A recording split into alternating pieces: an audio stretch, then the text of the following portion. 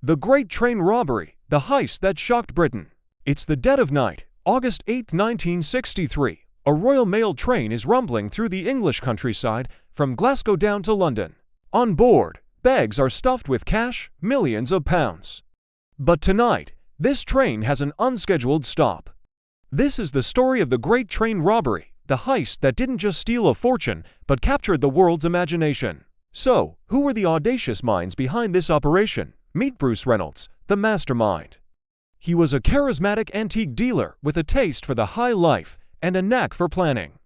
He assembled a crew of 15 specialists, each with a specific role.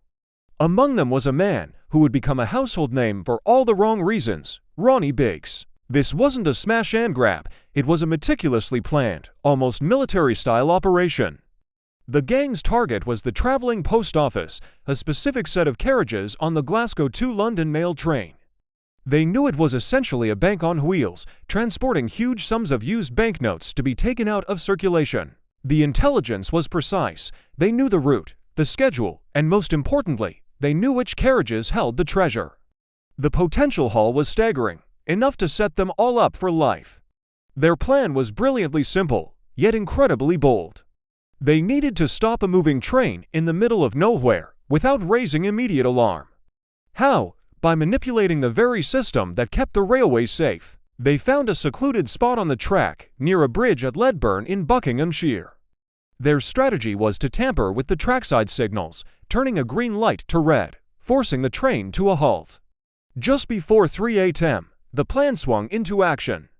The gang covered the green signal light and used a battery to power up the red one. As the mail train approached, the driver, Jack Mills, saw the red signal and did exactly as he was trained to do. He stopped the train. He had no idea he'd just pulled into a trap. The quiet English countryside was about to become the scene of crime of the century. Once the train was stationary, the gang swarmed it. They quickly uncoupled the engine, and the first to carriages the ones with the high-value packages from the rest of the train. The plan was to force the driver to move this shortened train further down the track to a bridge, where their getaway truck was waiting below. But they hit a snag. The driver, Jack Mills, put up a fight. In the struggle, he was struck on the head with a metal bar, a brutal act of violence that would shadow the robbery's legacy. An ex-train driver, brought along by the gang, couldn't figure out the complex controls of this specific locomotive. In a moment of high tension, they had to force the injured Jack Mills to drive the train to their designated spot. With the carriages finally in position at the bridge, the heist entered its most frantic phase. The gang formed a human chain, throwing bag after bag of cash down to the truck below. There were 120 mailbags in total, containing £2.6 million. In today's money, that's over £50 million. It was an astonishing amount. In less than 30 minutes, they had stripped the train of its fortune, loaded their truck, and vanished into the night, leaving the day's train crew behind. Their hideout was Leatherslade Farm, a remote property they'd bought just for this purpose. Here, they planned to lay low, count the money, and then go their separate ways. It was here, surrounded by stacks of cash, that they celebrated their success. They played Monopoly with real money and felt like kings. But their celebration was premature. In their rush and excitement, they became careless. The gang's instructions were clear: clean the farm and burn everything before leaving, but they didn't. They wiped down some surfaces, but left behind fingerprints on a ketchup bottle and the Monopoly board. They left behind the mailbags, the post office sacks, everything. It was a treasure trove of evidence for the police. A local herdsman, noticing the unusual activity and the blacked-out windows, tipped off the authorities just days after the gang had left. The discovery of the farm kicked off one of the biggest manhunts in British history. Scotland Yard's flying squad was on the case, and the evidence left at Leatherslade was a gold mine. The fingerprints quickly led to identifications. One by one, the net closed in. Within months, most of the gang were rounded up. The subsequent trial was a media sensation. The judge, determined to make an example of them, handed down incredibly harsh sentences up to 30 years in prison for the main players.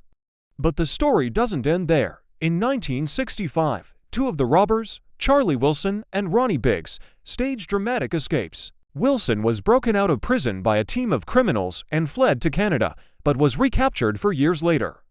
Ronnie Biggs's escape, however, is the stuff of legend. He scaled the prison wall with a rope ladder and jumped into a waiting furniture van. He then fled to Paris, had plastic surgery, and eventually settled in Brazil. For 36 years, he lived as a fugitive, taunting the British police and becoming a sort of anti-establishment folk hero. He only returned to the UK in 2001 due to poor health and was immediately re-imprisoned. The Great Train Robbery had a profound impact.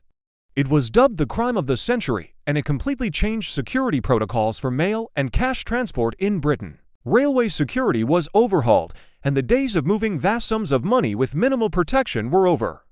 The sheer audacity of the heist, combined with the dramatic escapes and the decades-long manhunt, cemented its place in history. Even today, mysteries remain. Not all of the money was ever recovered, and a few of the men involved were never identified or caught. The story has been told and retold in books, films, and TV shows, becoming a permanent part of popular culture. It was a crime that was both brutal and brilliantly planned, a heist that made its perpetrators infamous and, in some eyes, legendary.